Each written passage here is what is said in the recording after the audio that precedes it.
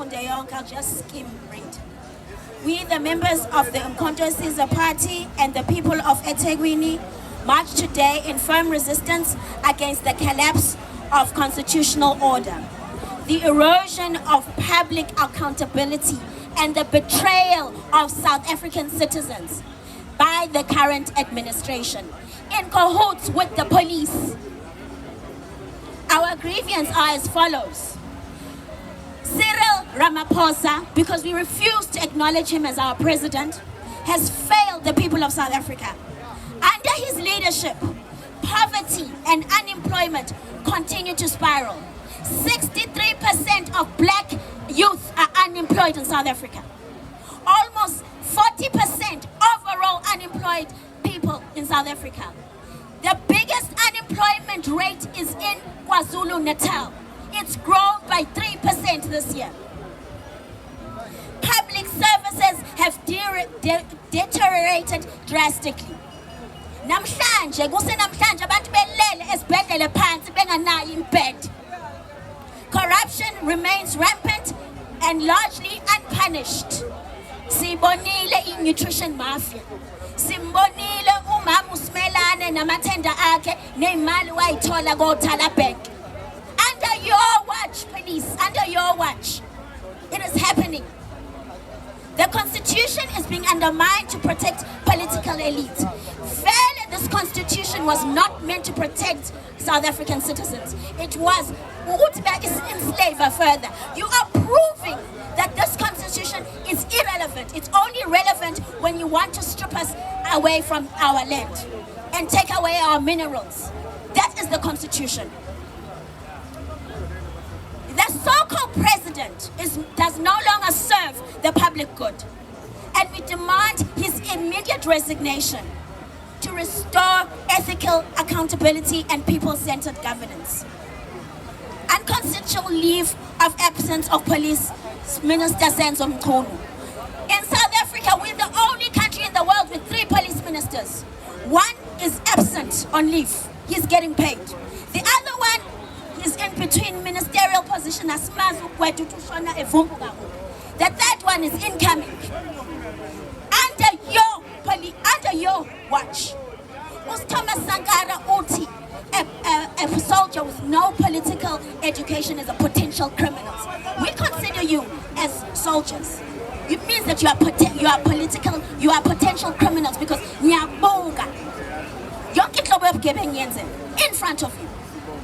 We reject the unconstitutional and political expedient decision to place Police Minister Senzo Mchunu on special leave instead of formally relieving him of his duties.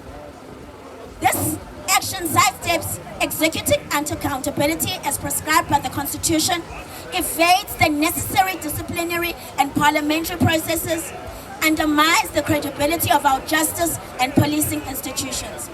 We demand clarity, transparency, and constitutional compliance in ministerial conduct.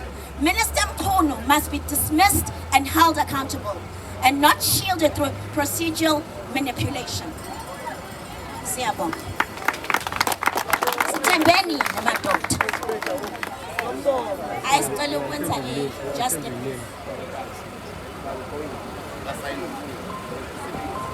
Thank you. Comrade, commanders, bayasibriefa labo mthetho. Bathi acknowledge memorandum nento efundiwe kwi-memorandum.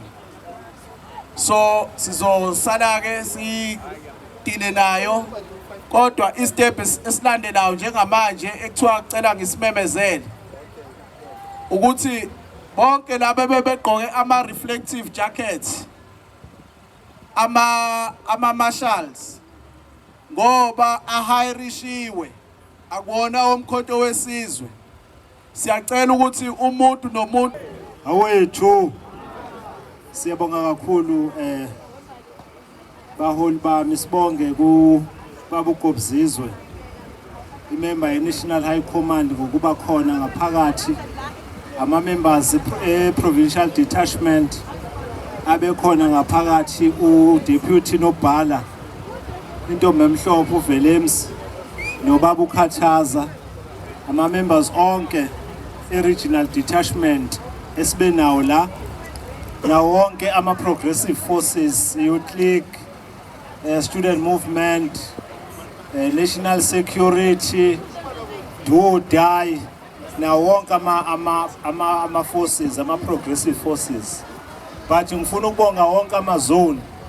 Ngiqale ngokubonga iSipho Mkhize zone, ngibonge iKhothomkhunya zone, ngibonge iPass 4 Phungula zone, ngibonge iPrince Cyril Zulu zone, ngibonge iGedlehlekisa zone, ngibonge iVictoria Mxenge zone, ngibonge iSimiso Nkwanyana zone, ngibonge iPrixley Isakaseme zone, ngibonge iDube Gandhi zone,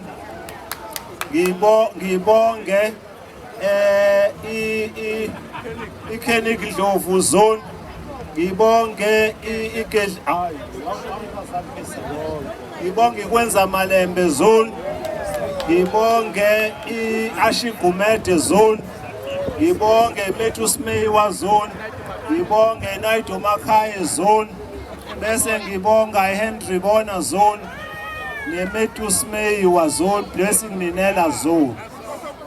Wonke lamazone asebenzile without resources. Sibonge wonke nje ama-forces ethu, ama-leaders, amazone, ama-leaders, ama-branch, ama-leaders, ama-VDs, nabomthetho ukuthi baze sithi masibacela babe khona la baphinde basiprotecte futhi. Umkhonto wesizwe uyohlala ngaso sonke isikhathi uyiphethe kahle. Noma next time ngangasigada ngoba siyabehave. But also sonke sama ground forces asambeni siye enkonzweni yokukhumbula iCommander lethu uCommand Fish esasinayi la program director kwiprogram yethu eyayizokhala futhi ngeenkinga. uComrade Fish kulowo mhlangano noma la sikhona wayikhuluma inkinga ezikhona, sisazoqhubeka futhi siyikhuluma. Uma kufanele sife abasibulala abantu, kodwa into esiyaziyo ukuthi umkhonto wesizwe phathi wabantu futhi umkhonto wesizwe phathi ngeke uzuphele. Siyabonga kakhulu. Mandla isonto nango esengikhumbuza uNobhala ukuthi isonto likaDube liku-Smith Street.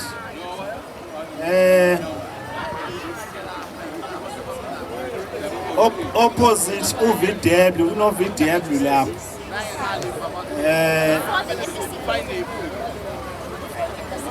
Or before i-embassy building ilapho. Kodwa uma ukhuphuka ngoSmith Street uyongena